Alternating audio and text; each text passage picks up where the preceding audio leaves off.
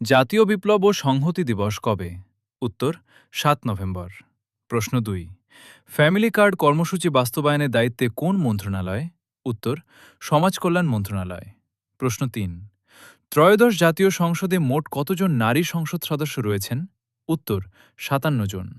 প্রশ্ন ৪। বাংলাদেশের ১৩তম city corporation কোনটি?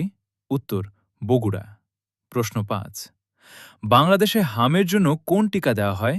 উত্তর এমআর। প্রশ্ন ৬। বাংলাদেশে আমদানিকৃত জ্বালানি তেলের মধ্যে ব্যবহারের শীর্ষে রয়েছে কোনটি?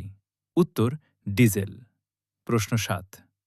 ত্রয়োদশ জাতীয় সংসদে অন্তর্বর্তী সরকারের কতটি অধ্যাদেশ বিল পাশের মাধ্যমে নিষ্পত্তি হয়? উত্তর ১২০টি। প্রশ্ন ৮।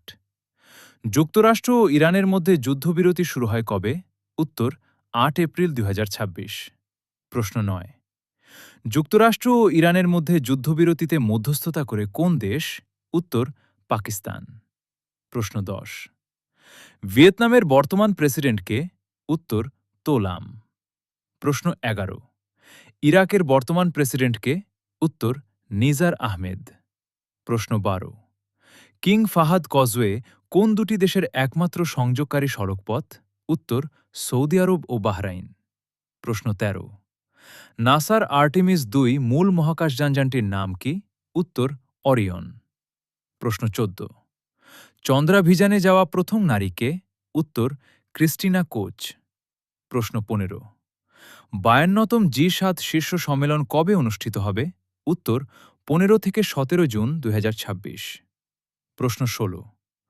৫২তম জি৭ শীর্ষ সম্মেলন কোথায় অনুষ্ঠিত হবে? উত্তর ফ্রান্স। প্রশ্ন ১৭। আরব লীগের নতুন মহাসচিব কে? উত্তর নাবিল ফাহমি। প্রশ্ন ১৮। স্থায়ী সালিশ আদালতের বর্তমান সদস্য দেশ কতটি? উত্তর ১২৮টি। প্রশ্ন ১৯। ২ ফেব্রুয়ারি ২০২৬ তারিখে কোন দেশ স্থায়ী সালিশ আদালতের ১২৭তম সদস্য পদ লাভ করে? উত্তর ইন্দোনেশিয়া।